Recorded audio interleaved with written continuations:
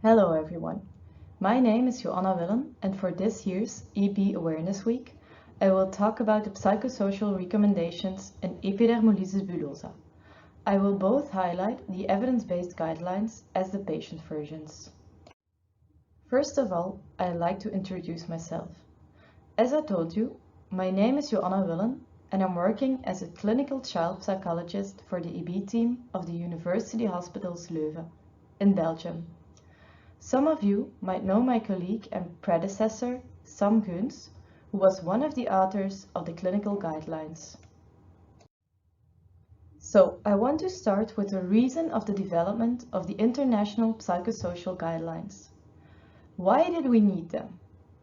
As we all know, pain and discomfort are important and very present factors in people with EB, and they're even really strong factors for conditioning. Anxiety and pain are often close emotions and got easily mixed up. And finally, for young children, pain is a difficult concept and they often do not have the words to explain the intensity and precise location. The management of pain is a key part of psychosocial well-being, impacting quality of life and coping with EB. Physical discomfort, like pain, itching, wound care, etc., plays an important role in the limitations people with EB and their families are experiencing. So, we can conclude there's a huge impact of EB on psychosocial well-being of the whole family, and we need to synchronize psychosocial care internationally. The aim of these guidelines is to provide guidance on psychosocial needs of people with epidermolysis bullosa, their families and professionals, to outline signs on psychosocial EB needs and to identify areas for future research. The guidelines has been written for several target groups such as people with EB themselves, healthcare professionals, families, employers, teachers, stakeholders and policymakers. And we hope these will be applicable for people of all ages and all types of EB. So, summarized, these guidelines provide general recommendations that can be used as a basis to start an individual-focused approach for supporting people with EB and their families, and to inform future research. These guidelines provide evidence-based recommendations to optimize the care for people living with EB and their families. EB is a disease that impacts many different aspects of life. Besides the extensive medical aspects, psychosocial well-being is also highly affected. Many factors influence psychosocial well-being and create a complex interaction between disease-specific features, individual characteristics, environmental issues, and socio-economic circumstances. We will start with the recommendations for individuals with EB. Quality of life. Children identified embarrassment as the highest impacting factor, followed by physical symptoms and restriction during activities. Recommendations are that the provision of psychosocial support and the measurement and monitoring of quality of life could be beneficial for people with EB. Well-being. People with EB can have a negative body image due to the visibility of the condition and the recognition of being different from others. A negative body image can be related to poorer psychosocial well-being. Having access to knowledge and resources about EB and inviting people with EB to take a collaborative rather than being done to approach to their care can help them to have a greater role in managing their EB. Specific support to help with body image is also advocated. People with EB also need support during transitions. For example, changing classes at school and having to inform others about EB, or transitioning from school to university or college, or the workplace, and when developing new relationships. Transitioning should be seen as a process, not as a single event. A partnership working between the clinical staff in both health settings community services, and family are essential in facilitating a smooth transition. Family. It is likely that the nature of EB will impact on early attachment relationships and bonding with the family unit. The need for psychosocial support for the person with EB as part of a family unit is therefore advocated for all types of EB diagnosis. Pain. Pain impacts on friendships and family relationships. Activity-related pain can restrict many areas associated with positive psychosocial well-being and coping, such as social participation, having access to peer relationships, occupation, meaningful activities, and maintaining friendships. It is therefore very important that support is given to manage not just the pain itself, but also its impact psychologically and socially, and that all possible is done to manage pain in accordance with pain management guidelines. Coping. Whilst there is an ongoing struggle and need to achieve a balance between activity and risk of skin damage for many people with EB, access to social participation is highlighted by both adults and children with EB as important parts of their coping with the condition. Professionals. Having professionals who are trained in recognition, understanding and helping with psychosocial issues is paramount and may also help in forming a supportive, collaborative relationship. Next, we will go through the recommendations for family and caregivers. Quality of life. Early psychosocial assessment and monitoring can improve quality of life of the entire family of children with EB, regardless of which subtype and the expected lifespan. Well-being. The reaction of family members to the condition seems to be psychologically assimilated by their children and can impact on them as adults living with EB. This shows that it is very important to make parents aware of how their reaction to their child's illness affects the well-being of the whole family. Online communities could be a particularly helpful way for people with EB to share experiences and gain social support in a manageable way across the world. And provision of information on the nature, the course, and the outcome of the patient's disease is very important. Family. To prevent the family breakdown, it's recommended helping families managing life with EB, strengthening family relationships, and especially supporting single parents or female carers who may require more support. It is particularly recommended that parents place importance on and pay attention to securing their own leisure time, holidays, and social life to prevent the breakdown of the family unit. Pain. Coping with pain is the primary concern for caregivers who helplessly observe the wounds on the child's body and worry about causing pain as a consequence of providing the care the child requires. It's recommended to arrange formal expert assistance to support people living with EB to become more independent with, for example, dressings, as well as the opportunity to access to outside carers that would support the whole family. Coping. The challenge of switching roles between being a caregiver and a parent can require increased efforts to cope, not only with physical tasks, but also cognitive and emotional challenges.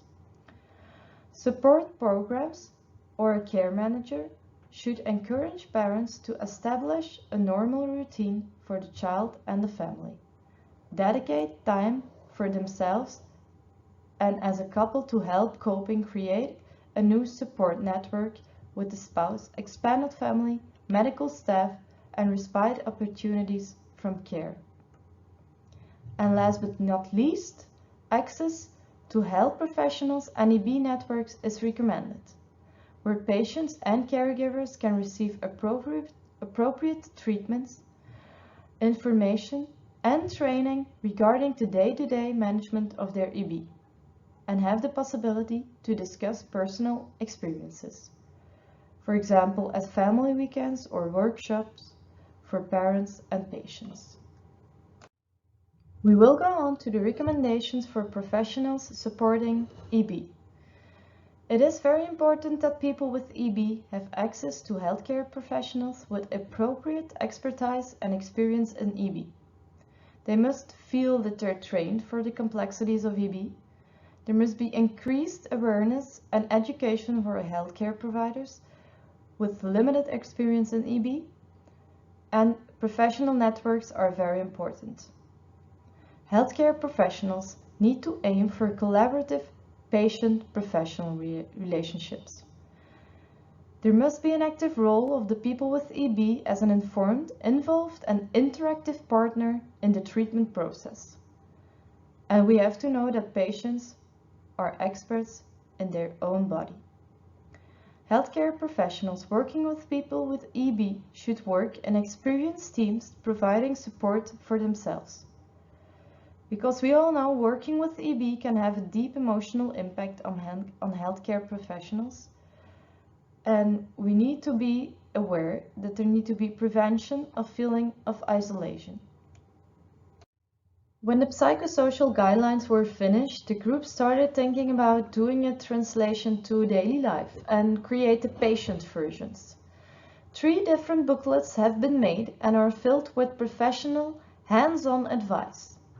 Stories and experiences of people with EB themselves, parents and healthcare professionals are part of these booklets, and they are online accessible for everyone. At this moment they are available in 2 or 3 different languages, but I was told that translation in other languages is coming. Here you can read some of the experiences of people with EB, their parents and healthcare providers. The aim of the patient's versions is to feel connection and to get advice from people who are managing the same struggles day by day. I will give you some time to read them.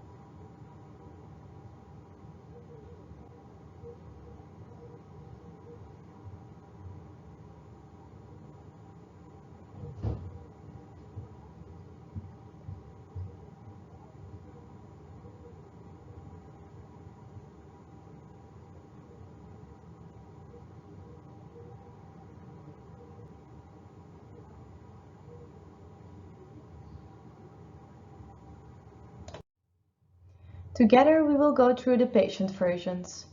As I told you already, there are 3 different booklets.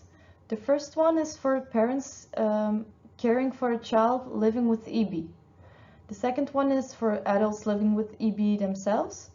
And the third one is about the EB teams, about healthcare providers. We will start with a booklet for the parents, and I will go through the different topics and give some examples of the information that has been given. You have the challenge of stimulating your child to become as independent as possible, whilst balancing their physical needs and limitations. An appropriate way in which you can accompany your child on this journey is by facing the challenges together, taking time to enjoy achievements and special times. About wound care and pain management, it's important to have a fixed routine, use a dedicated space, use distractions and take part in pleasurable activities. Talk to your child's EB team or healthcare provider about pain relief and wound care tips or advice. You can also stimulate your child's development by encouraging him or her to participate in social activities. every transition to a new social situation may require you to support your child in this. It is very important that a child with EB is allowed to experience what a typical child would. Siblings of a child with EB can often face challenges of their own. For example, they may unintentionally receive less time and attention from their parents, be expected to be more self-reliant at a younger age, help out more at home, and keep an eye out for their sibling at school. It is very important that you are aware of what is going on in all of your children's lives and how they are feeling in order to avoid any build-up resentment or ill feeling towards their sibling with EB. Self-care can also consist of seeking professional help, such as a psychologist if you are going through a particularly hard time. It can allow you to take the time to deal with your feelings and emotions. Speaking to somebody who is not emotionally attached to you or your situation in confidence and without being judged can give you a good feeling. And having to constantly be the one who has to explain EB to others can sometimes feel like a burden. However, keeping an open line of communication is an important factor in providing the best care for your child. If you find this particularly difficult, your national DEBRA group can maybe help you. Next, we have the booklets for adults living with EB themselves. About wound care and pain management, it is very important that your EB team or healthcare provider can explain why pain management is important and discuss any doubts you may have in using pain medication. He or she can offer effective approaches to manage chronic and acute pain or make a personal pain plan, especially if there are some serious wounds. Self-advocacy will help you to cope with the different negative perceived effects you may have feeling EB has on your life.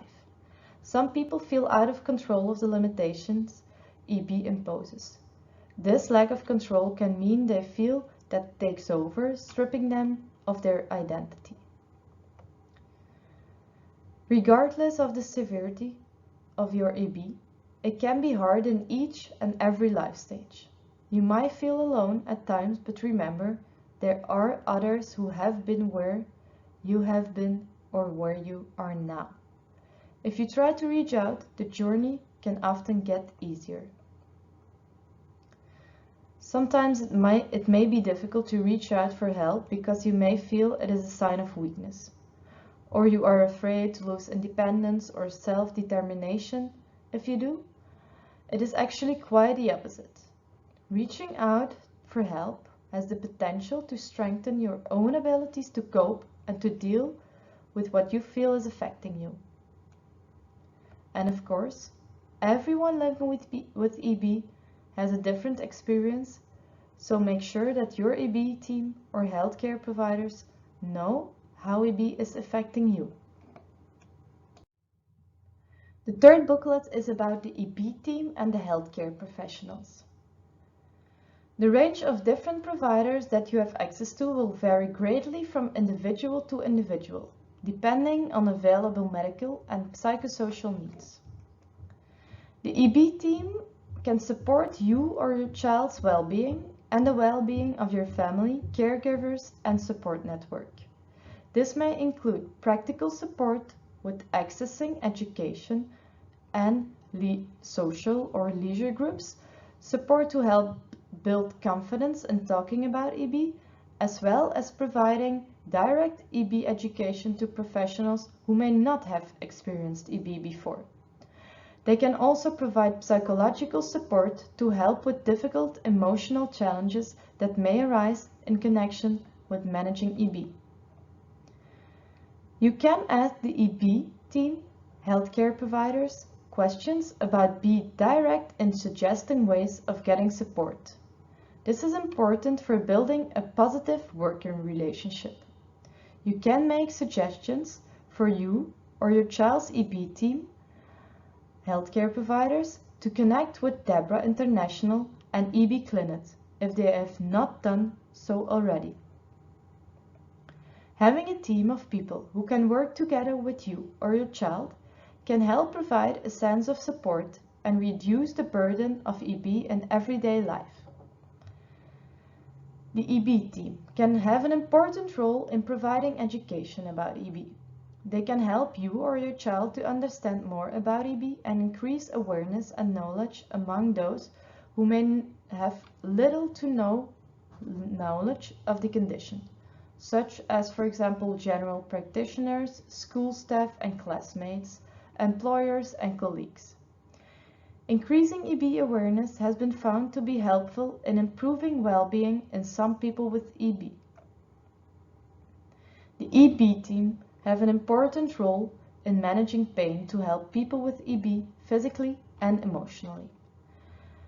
When dressing changes have the potential to cause pain, you or your child's EB team should consider the need for medication or therapies for treatment, including psychological support. I want to conclude with some clinical implementations of the guidelines and the patient versions. It is very important to meet the whole family at diagnosis and to work systematically with the parents. We have to know that facilitating participation in society and peer support is necessary, and that EB care is a partnership. It's also very important that we keep networking and raising awareness, and to not forget to know your own limits and boundaries, and respect them. To summarize, we can say psychosocial support is about working together. And I want to finish with a very important take-home message that every opportunity of research in EB is a step in the right direction, but future research is necessary for people with EB, their families, caregivers, and healthcare professionals. I want to say special thanks to the working panel members for giving their time and sharing their knowledge and experiencing to create the guidelines. And I want to acknowledge Deborah Norway and Deborah International for the funding, and a word of thanks for the EB Clinic and ER and Skin. Thank you. Thank you very much for watching and listening. And if you have any questions, do not hesitate to send me an email. Bye.